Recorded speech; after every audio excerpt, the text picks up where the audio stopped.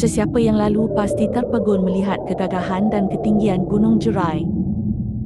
Pemandangan gunung setinggi 1,217 meter dari aras laut itu kelihatan sangat indah dengan hamparan sawah menghijau.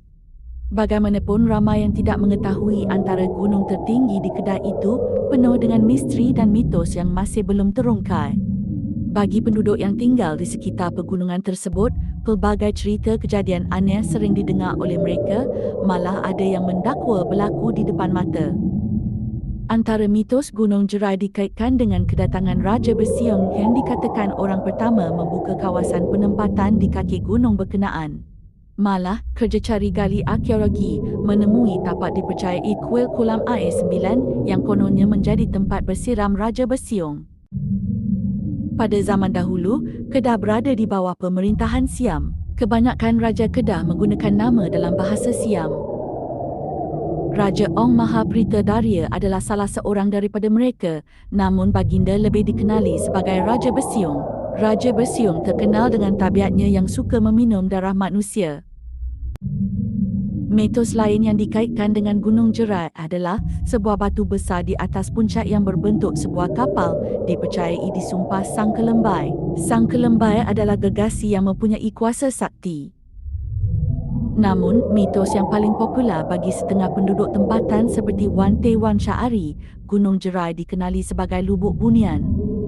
Penduduk di sekitar Gunung Jerai percaya bahawa kawasan itu mempunyai sekurang-kurangnya 3 buah perkampungan bunian.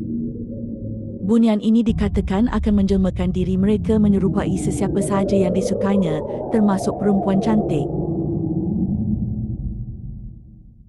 Seorang penduduk tempatan yang sering keluar masuk ke pegunungan Gunung Jerai untuk mencari sumber hutan sejak tahun 1980-an juga pernah melalui pengalaman aneh. Ceritanya, pernah satu hari, dia bersama seorang rakan masuk ke kawasan pergunungan itu untuk mencari akar kayu sebelum tersesat ketika dalam perjalanan pulang. Tambahnya, ketika itu waktu sudah senja dan hujan lebat, sehingga menyebabkan mereka sukar melisan laluan danai yang sering digunakan. Dalam keadaan cemas, saya ternampak beberapa buah rumah kayu yang berlampu di satu sudut hutan di gunung ini.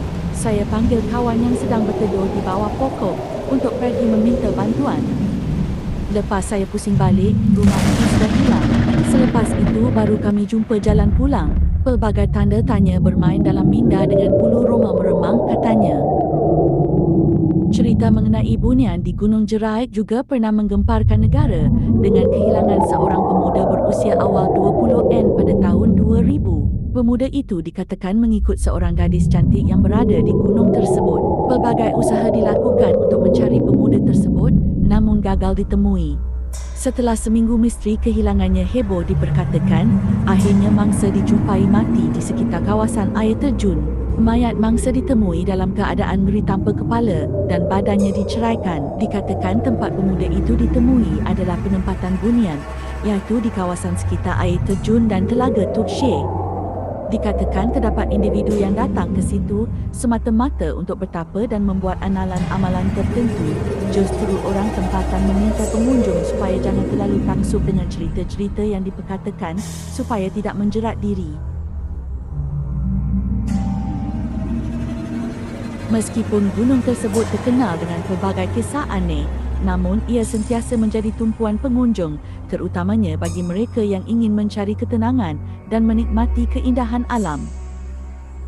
Alam gaib itu wujud, tetapi kita sebagai manusia tidak mempercayai kekuasaan mereka kecuali kebesaran si pencipta.